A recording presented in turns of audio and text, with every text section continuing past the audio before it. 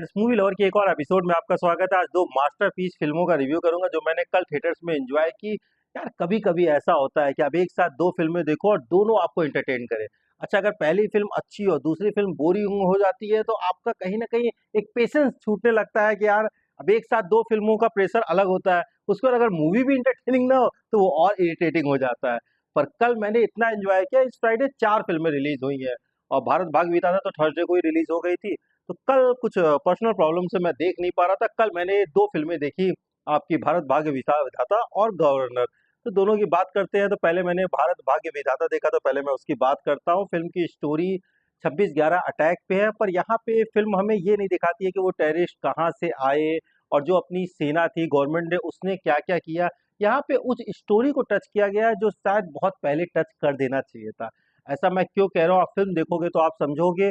ये कहानी उस दिन एक हॉस्पिटल पे भी अटैक हुआ था, जब उन्होंने ताज पे अटैक किया, बाकी मुंबई के अलग अलग प्लेसेस पे अटैक किया, तो वो एक हॉस्पिटल तक भी आए थे।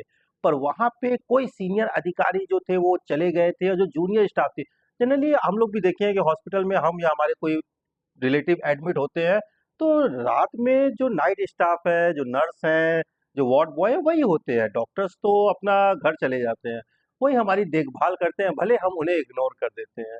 तो ये कहानी उन्हीं की है कि जब रात में सिर्फ वो थे और जब टेररिस्ट आते हैं और किस तरह से वहाँ पे प्रेग्नेंट लेडी हैं, कुछ मरीज हैं, और उनको कैसे ये प्रोटेक्ट करते हैं। फिल्म की लेंथ 2 घंटे के लमसम में है और 15-20 मिनट फिल्म का स्टार्टिंग जो आप कैरेक्टर्स है, जो नर्सें हैं जैसे कंगना रनावत है, बाकी जो कैरेक्टर्स हैं उनके जो पर्सनल लाइफ है, एक हल्की कॉमेडी के साथ फिल्म आगे बढ़ती है। पर जैसे वो सिचुएशन आती है जब टेररिस्ट अटैक करते हैं, उस समय से फिल्म के क्लाइमेक्स तक फिल्म आपको एकदम इंगेज करके रखती है। ये एक मस्ट वॉच सिनेमा है क्योंकि कभी कभी इस तरह की फिल्में बनती हैं।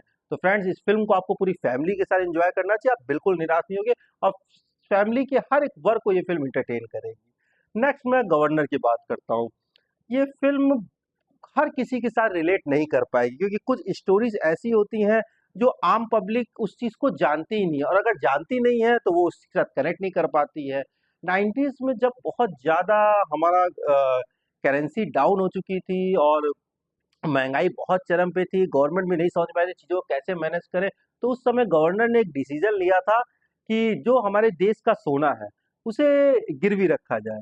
तो अब ये चीजें अगर वो खुल के करते तो सरकारें गिर जाती और अपोजिशन को एक बहुत बढ़िया मौका मिल जाता। देखिए, गवर्नमेंट कोई भी हो, जो चीजें अब अपोजिशन विरोध करती है जब वो गवर्नमेंट में होती है तो वो भी उन्हीं सब चीजों को करती है, क्योंकि सिचुएशन को हैंडल करना बहुत जरूरी है। आज के टाइम पे हम देख रहे हैं, अब इंटरनेशनल मार्केट में तेल का भाव बढ़ा है, तो तेल का भाव बढ़ना ही था। क्या गवर्नमेंट जो प्रेजेंट में है और जो हमारे अपोजिशन में, क्या वो होती तो क्या वो इसे मैनेज कर देती? तो ये सब पॉलिटिक्स है।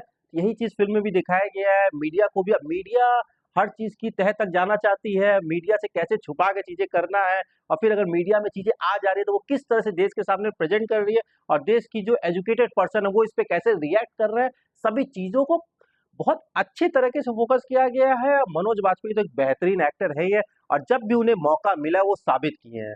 तो एक डायरेक्टर पे डिपेंड करता है कि वो एक्टर को किस तरीके से प्रेजेंट करता है। तो इस फिल्म में भी मनोज बाजपेयी की जो गवर्नर का उन्होंने रोल किया है, आरबीआई के ऑफिसर का, इतना बढ़िया तरीके से उन्होंने निभाया है।